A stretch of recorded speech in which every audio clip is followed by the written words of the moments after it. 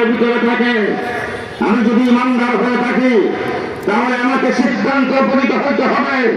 আজকে যারা বাংলাদেশের বিরুদ্ধে ষড়যন্ত্র করে, আমাদের চাইতে 26 গুণ বেশি বড় তারা হতে পারে, তাদের কুড়ে দাঁড়িয়ে শেখ হাসিনা বসে ষড়যন্ত্রের জাল বিস্তার করতে পারে।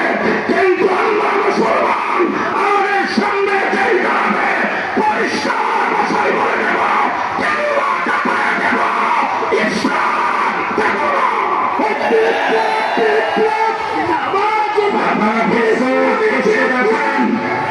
প্রস্তুত আছেন? জীবন দিয়ে দেব, ইমান দেব না। প্রস্তুত আছেন? প্রস্তুত আছেন? আমাদের চাইতে 26 গুণ বেশি বড় হতে পারে, 140 কোটি মানুষ হতে পারে, অস্ত্র শস্ত্র বেশি হতে পারে, সম্পদ বেশি হতে পারে, চতুর্দিক থেকে দেওয়া হতে পারে, সব কিছু হতে পারে। কিন্তু আমরা মুসলমান, আমরা পররাষ্ট্রকে প্রভাব করি না, দেশে জনসংখ্যাকে প্রভাব করি না।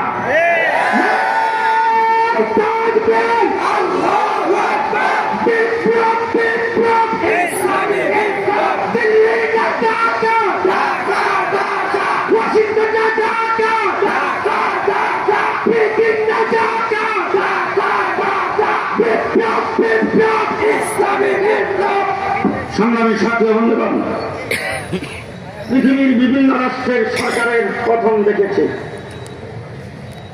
শ্রীলঙ্কার সরকারের পতন হয়েছে, মালয়েশিয়া সরকারের পতন হয়েছে, পাকিস্তানের সরকারের পতন হয়েছে, বিভিন্ন রাষ্ট্রের সরকারের পতন হয়েছে। কিন্তু শেখ হাসিনার সরকারের মতো এমন নির্লজ্জ পতন পৃথিবীর কোথাও হয় নাই। আন্দা বাচ্চা সহ নাই।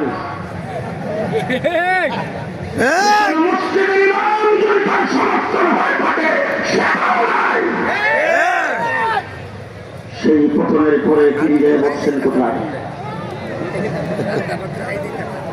1.5 মাসের রিমান্ডে ছিলাম, 1.5 মাস। ভিডিও অফিসে আমাকে 7টা টিম জিজ্ঞাসাবাদ করেছেন। সামনে এসে আঙ্গুলটা উঁচা করে বলতেন, তুই রাজাকার, তুই পাকিস্তানি রাজাকার, তোর মুফতি আলী রাজাকার, তোর হাফিজ হুজুর রাজাকার, তোর বড় হুজুর রাজাকার। এরকম ভাবে আলিম ওলামায়ে কেরামের নাম ধরে আমাদেরকে গালিগালাজ করত। আমি জিজ্ঞেস করতে চাই, আজকের জনসমুদ্রে গোটা বাংলাদেশের কোন মক্তবের শিক্ষক, কোন মসজিদের ইমাম, কোন মসজিদের খতিব, কোন মাদ্রাসার মুহাদ্দিস, কোন একজন আলেম পাকিস্তানের পক্ষে 54 বছরের ভিতরে একটা শব্দ উচ্চারণ করে নাই। কোনদিন একটা বিবৃতি আমরা পাকিস্তানের পক্ষে দিয়েছি? কথা বলেন না কেন? কোনদিন আমরা একটা বিবৃতি দিয়েছি? কোনদিন মানববন্ধন করেছি? কোনদিন রাস্তায় নেমে পাকিস্তানের পক্ষে একটা স্লোগান দিয়েছি?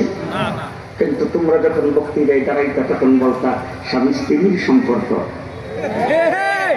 আস্তে কথা বলেন, আস্তে মানুষের আসেন। তোমরা বক্তৃতায় দাঁড়ায় বলছো ভারতের উন্নতি আমাদের উন্নতি। তোমরা বক্তৃতায় দাঁড়ায় বলছো ভারত তোমাদেরকে ক্ষমতায় রাখবে, ভারতকে আমরা যা দিয়েছি জীবনে কোনোদিন ভুলবে না। তোমরা ভারতের সাথে সম্পর্ক লাগায় আজকে তোমরা লাভ দিয়ে ওনার ফস হয়ে ভারতের কুড়ে বসেছ। পরিষ্কার ভাষায় বলতে চাই, এই দেশের টুপিদারিয়ামা, এই দেশের আলেমায়ে কেরাম, এই দেশের ইসলামিক নেতৃবৃন্দ, এই দেশের ডানপন্থী কেউ রাজাকার নয়। তোমরা সবাই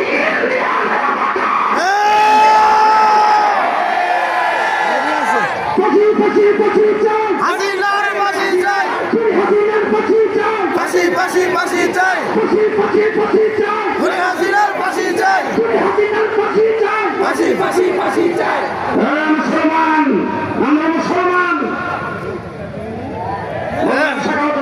আপনাদের সামনে বলছেন সেই কথাটা আমি আরেকবার বলতে চাই। আমাদের ভাষা বাংলা, কলিকাতার ভাষা তো, আসামের ভাষা, ত্রিপুরার ভাষা। আপনি যে কলিকাতা যে কোনো একজন মানুষকে জিজ্ঞেস করবেন তোমার জাতীয় পরিচয় কি? বাঙালি। আমাদের পরিচয়, আমাদের পরিচয় আমরাও বাঙালি, তারাও বাঙালি, আমাদের ভাষাও বাংলা, তারাও বাংলা। কিন্তু 47 যখন দেশ স্বাধীন হয়েছে, আমরা হয়েছে পাকিস্তান, তারা করেছে হিন্দুস্তান।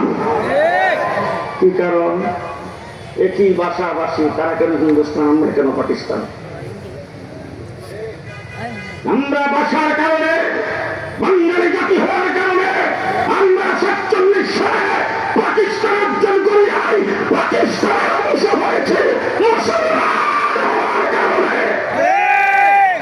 কিসের কারণে? কিসের কারণে?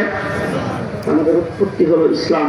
1947 দেশ যখন স্বাধীন হয়েছে, আমরা তখন পূর্ব পাকিস্তান, কিন্তু পশ্চিম পাকিস্তান সংক্ষেপে বলতে চাই, লম্বা চড়া ইতিহাস। পশ্চিম পাকিস্তান